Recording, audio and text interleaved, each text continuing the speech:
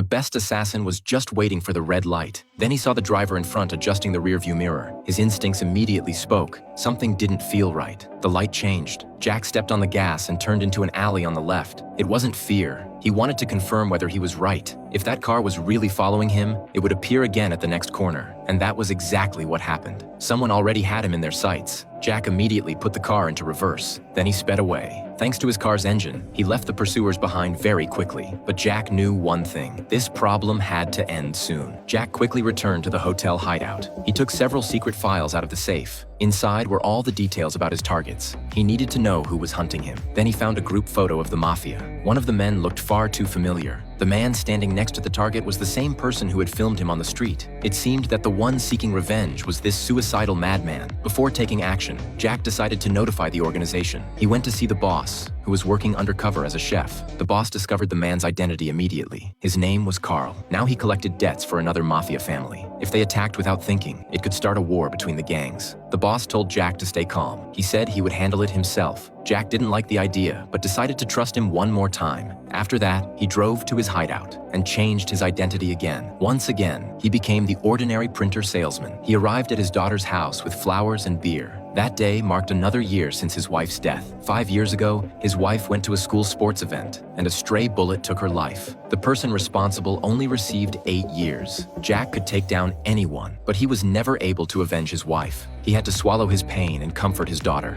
After the family dinner, Jack drove back alone. But when he entered the yard, he saw the door completely open. He didn't even have time to think. A pickup truck sped across in front of him. It was the same truck that had followed him before. Jack realized this was already serious. He should never have trusted the organization. Now those men had reached his home, and if they found this place, his family would be next. At that moment, Jack changed his mind. He wasn't going to wait anymore. He would finish this himself. Soon after, his partner gave him a crucial clue. Carl often appeared at a bar. That same night, Jack went straight to the bar and found Carl harassing a waitress. Eliminating someone like him didn't make Jack feel guilty. Jack was ready to approach him, but the boss appeared and stopped him. Jack could only watch as Carl walked away. Furious, Jack sat at the bar and started talking with the owner. She had defended the waitress earlier and clearly hated Carl. The conversation flowed quickly. The woman lowered her guard around Jack. Carl was a regular customer there, so she knew where he lived and knew all of his schedules. It only took a few words. Jack got all the information he needed, using what he had discovered the night before. Jack quickly found Carl's location, but this time he didn't bring a weapon. He took a baseball bat instead. That way, it would look like just revenge between gangs. No one would suspect Jack. But when he returned home, a police friend gave him bad news. The man who caused his wife's death had just been released early. He had helped the police with several cases, and his sentence was reduced. Jack let out a heavy sigh. Now there was another name on his list, but before taking action, he first had to have dinner with his daughter. That day was her pregnancy checkup. Everything went perfectly.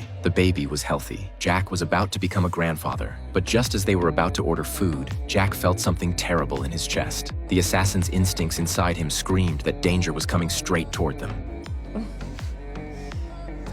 Apparently, I was really sweet baby. So at that time, I was gone.